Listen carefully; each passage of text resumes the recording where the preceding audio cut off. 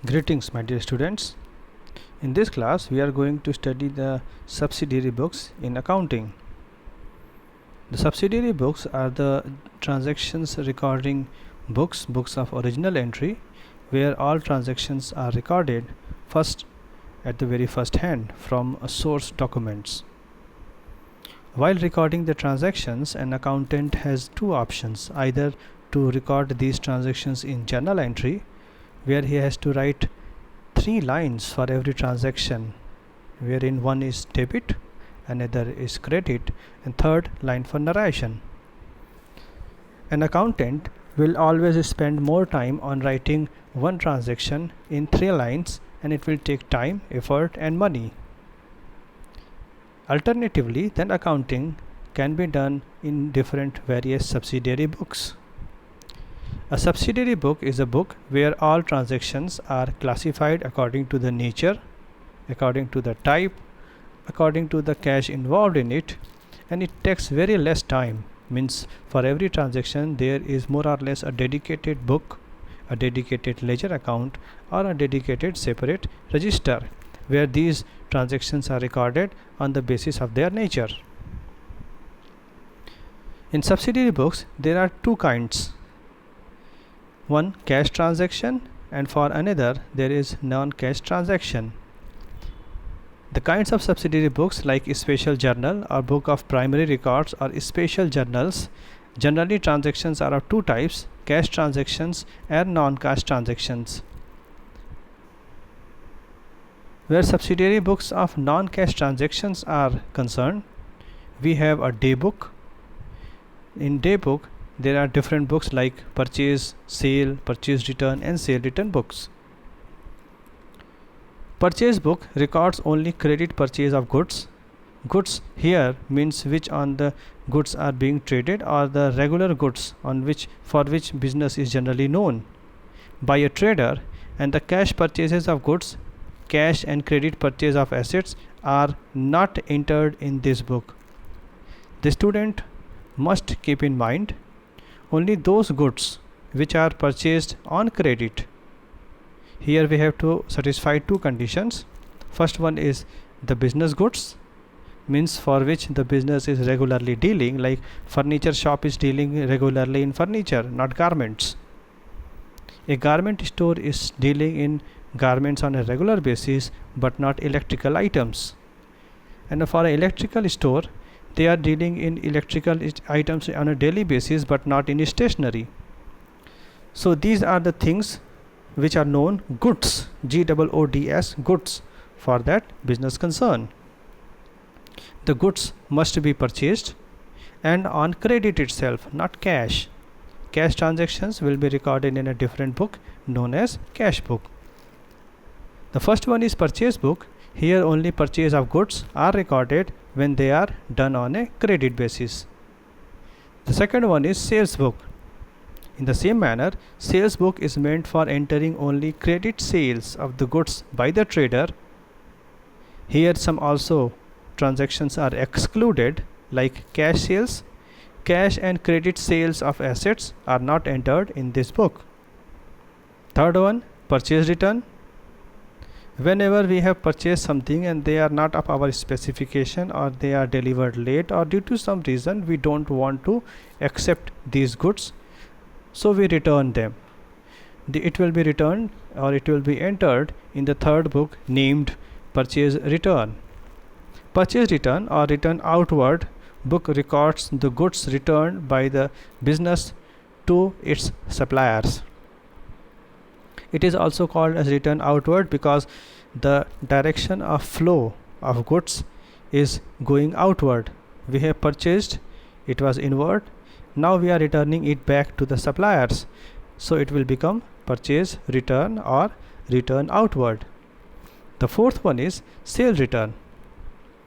Sale return or return inward book deals with the goods returned out of the previous sales to the business entity by its customers.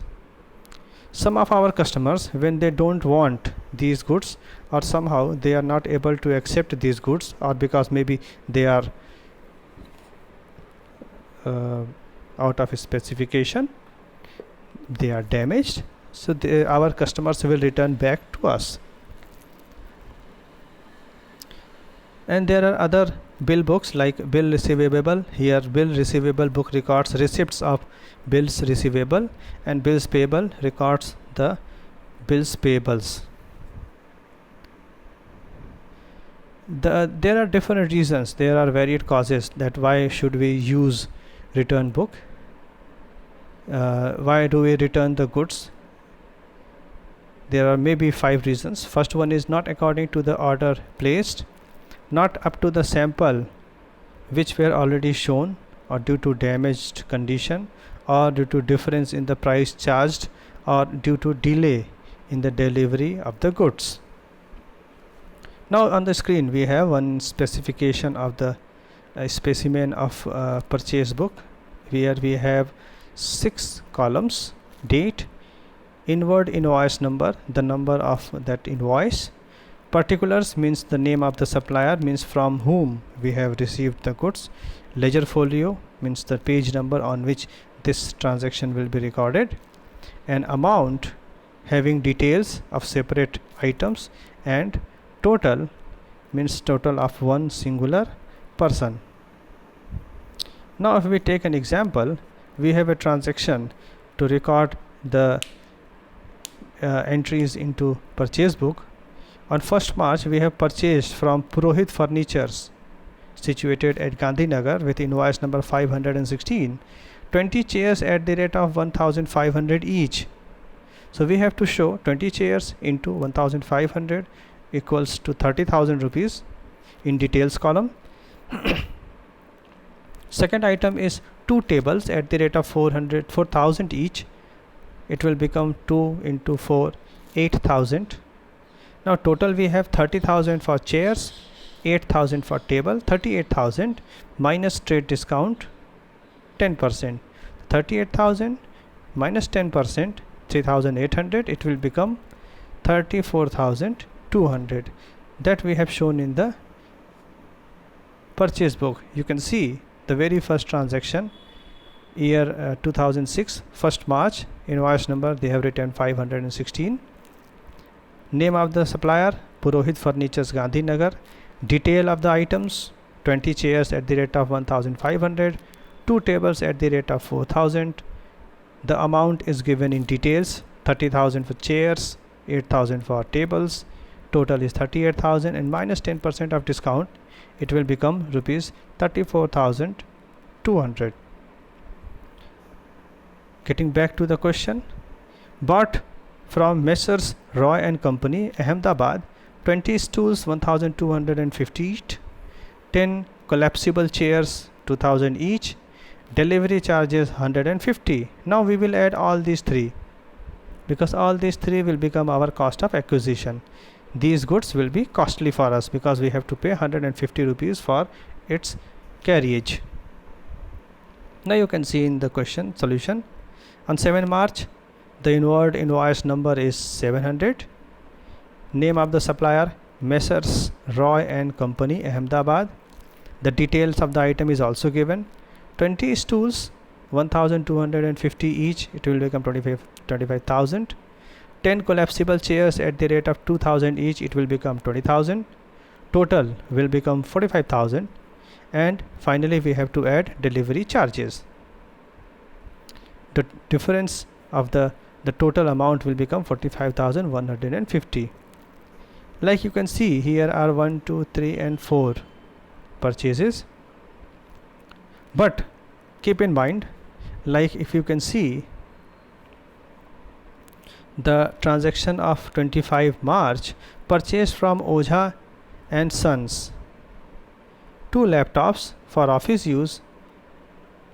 So for office use, whatever we are purchasing, laptops are not furniture. We must always keep this thing in mind, that our business is trading in furniture. Since laptop is not furniture, so it will not be recorded in our purchase book. On the 26th March, you can also see 10 mini chairs at the rate of 500 each on cash. This transaction will also be not recorded because we are not going to record the cash transactions. we have to record only credit transactions. So we will not record transactions of 26th March and 25th March. The third one they have also entered in the details column. You can see Patel Enterprises Surat. There is a trade discount, packing and delivery charges are also there, they have added. And finally the total of the three amounts, the preceding three amounts total we have done. Note they have given like purchase of laptop will not be recorded since it is laptop and it is not a furniture and it is asset, that is it is used for office purpose. Trade discount is allowed on the price of goods without delivery charges. We cannot discount the delivery charges. Purchase of mini chair, fourth point. The purchase of mini chair is cash purchase and hence will not be recorded in purchase book. The next one is sales book. The format is more or less in the same fashion. We have a date column, outward invoice number. We are selling, goods are going outward, means the direction of flow of goods is out of the business, hence it will become outward. Name of the customers means the persons who are purchasing goods from us or the persons to whom we are selling the goods. Then there is a ledger folio and the amount and the detailed total amount they have given. Then specified format of sales book, on that basis we have one question. Sold to Messrs. Devan Brothers, Ahmedabad, 10 dozen pencils and 14 dozen rubbers. It means they have a business of stationery. So students, you keep this thing in mind. If anything is there which is not stationery, will not be recorded here.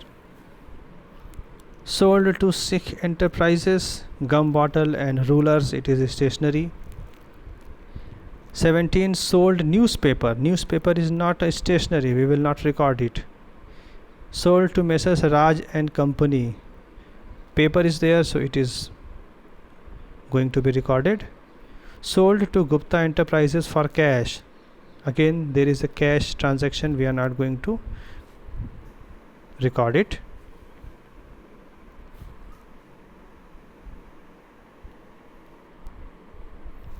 25th, sold to Gupta Enterprises for cash.